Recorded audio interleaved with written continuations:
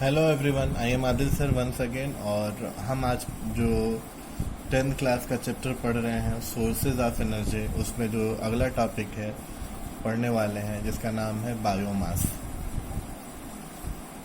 इस चैप्टर में आपको तो पता चल ही गया है कि हम उन चीज़ों के बारे में पढ़ रहे हैं जिसे हम फ्यूल की तरह इस्तेमाल कर सकें, जिससे हम एनर्जी अचीव करके उसका फ्यूल की तरह इस्तेमाल कर सके। इसी सिलसिले में आपने शुरू से ही पढ़ते आ रहे हैं, जिसमें आपने पेट्रोलियम पढ़ा, ठीक है। और अब आपका जो टॉपिक है वो है बायो एनर्जी और बायोमास। आइए तो सबसे पहले हम बायोमास के बारे में पढ़ें। सिंपल सी डेफिनेशन है, अगर आप डेफिनेशन की बात करें तो agriculture and animal wastage material which can be use as a fuel, यानी पेड़ पौधों से और जीव जंतुओं से जो वेस्टेज चीज़ें निकलती हैं जिसका हम फ्यूल की तरह इस्तेमाल कर सकते हैं, उसे हम कहते हैं बायोमास। जैसे पेड़ पौधे से क्या मिलता है, लकड़ी मिला, लकड़ी से हम जला के खाना बना लेते हैं तो फ्यूल की तरह इस्तेमाल किए, उसे हम बायोमास कहेंगे, ठीक है।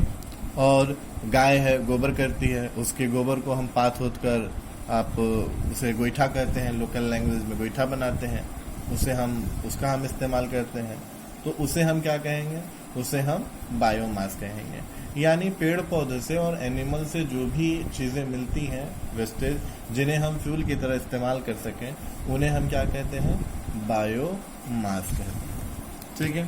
एग्जाम्पल के बाद अभी हमने आपको एग्जाम्पल बता ही दिया, फिर भी यहाँ एग्जाम्पल लिखा हुआ है। पेड़ पौधे, यहाँ तक कि पत्तियाँ भी, सूखी पत्तियाँ, उन्हें आग लगा देंगे तो कुछ देर के लिए जल जाएगी, उससे भी हमें फ्यूल की तरह एनर्जी मिल सकती है, बट वो कोई बहुत ज़्यादा हमारे लिए यूज़फुल नहीं है। ज़्यादातर यूज़फुल आज के डेट में आप जानते हैं कैटल डंग्स, गोबर। अभी अभी मैंने कहा कि गाय गोबर करती है, उसे हम लोग पाथ के सुखा देते हैं और सुखाने के बाद फिर उसका फ्यूल की तरह इस्तेमाल करते हैं। भौरी बनाई जाती है, टेस्टी भी होती है, बलिया की तो बहुत ही फेमस होती है भौरी चोखा तो ये भी हमारे लिए एक क्या है, हमारे लिए बायोमास है।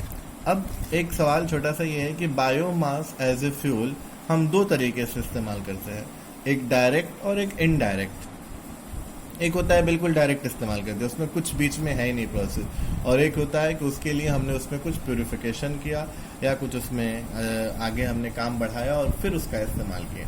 तो डायरेक्ट तो हम जो इस्तेमाल करते हैं उसमें होता है बायोगैस का। अभी हमने आपको बताया कि लकड़ी है, आप उसे जला दें, पेड़ की टहनी है, सूख गई है, उसे आप लाएं, शादी में लकड़ी पे खाना बनता है, वो क्या है, वो बायोमास ही है, उससे हम एनर्जी की तरह इस्तेमाल कर रहे हैं। वो भी कैसे, डायरेक्ट, हमने कुछ किया तो नहीं, तो डायरेक्ट हो गया।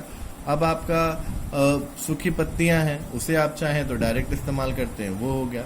इनडायरेक्ट रूप में आप क्या करते हैं, उसका एग्जांपल देखिए। इनडायरेक्ट रूप में उसमें एक आता है आपका कैटल्स, यानी वो कैटल डंग्स, यानी गोबर की बात कर रहे हैं। तो हम जो बनाते हैं उपले जिसे हम कह लीजिए, या आप उसे अभी बताते रहते गोईठा कह लीजिए, उसे पात कर, सुखा कर और फिर उससे जो हम फ्यूल की तरह इस्तेमाल करते हैं, तो उससे हम कहते हैं कि आपका इनडायरेक्ट मेथड है। क्योंकि हमने ऐसा नहीं गाय गोबर की उसी को आग लगा दी, उसको हमने पहले जो है सान कर, सुखाया, उसके बाद पाथा, उसके बाद जो है तब जाकर उसका इस्तेमाल किया, तो इनडायरेक्ट मेथड कहा जाएगा।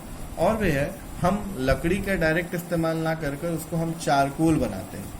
अब ये चारकोल कैसे बनता है, क्या होता है, ये आपका अगला टॉपिक है, आ जाएगा। यानी लकड़ी को डायरेक्ट मत जलाइए, आप लकड़ी को क्या कीजिए, चारकोल बनाइए और फिर उस चारकोल को आप इस्तेमाल कीजिए। तो चारकोल लोग इस्तेमाल करते हैं, तो उस चारकोल को आप इस्तेमाल करेंगे तो उसे आप कहेंगे कि बायोमास को मैं इनडायरेक्ट तरीके से इस्तेमाल कर रहा हूँ। अब आपका अगला जो टॉपिक होगा वो लिखा ही हुआ है, आपको दिख ही रहा होगा, वो वुड है और चारकोल है। यानी लकड़ी जो डायरेक्ट आप जानते ही हैं, और चारकोल कैसे बनता है लकड़ी से, और उससे क्या क्या होता है, ये सारा लेक्चर कल है। आज के लिए इतना ही, बहुत ज़्यादा नहीं, थोड़ा सा ही। आपसे बार बार रिक्वेस्ट है कि आप नोट्स लिखते रहें और पूरी लिखें। जो हमने आपको पिक सेंड की है, उसमें किसी बच्चे ने हमें मैसेज किया था और उसके मैसेज को मैं जनरल कर दे रहा हूँ। उसने कहा था, सर जो आपने नोट्स भेजी उसमें पेज नंबर 10 जो है वो थोड़ा साफ साफ दिख नहीं रहा है। तो उस पेज नंबर 10 का मैं एक बार फिर से आपको जो है इमेज सेंड कर दे रहा हूँ ग्रुप में। जिन भी बच्चों को दिक्कत होगी पेज नंबर 10 में, वो इमेज में दोबारा जो सेंड किया हूँ आप उससे देख सकते हैं। थोड़ा सा स्कैन करके वो जो हमने आपको पिक्चर भेजी है उसमें थोड़ी सी क्लियरिटी घटी है, बट थोड़ा अच्छा हो गया, एक कॉपी की तरह बन गया था, इसलिए हमने उससे बना के भेजा। फिर भी कोई बात नहीं, मैं आपका जो पेज नंबर 10 है एक बार दोबारा भेज दे रहा हूँ, और भी कहीं कोई किसी तरह की दिक्कत होगी आप हमसे कांटेक्ट कर सकते हैं, आप हमें कॉल कर सकते हैं या मेरे मैसेज पे पर्सनली आप मैसेज कर सकते हैं व्हाट्सएप पे। Okay, thank you.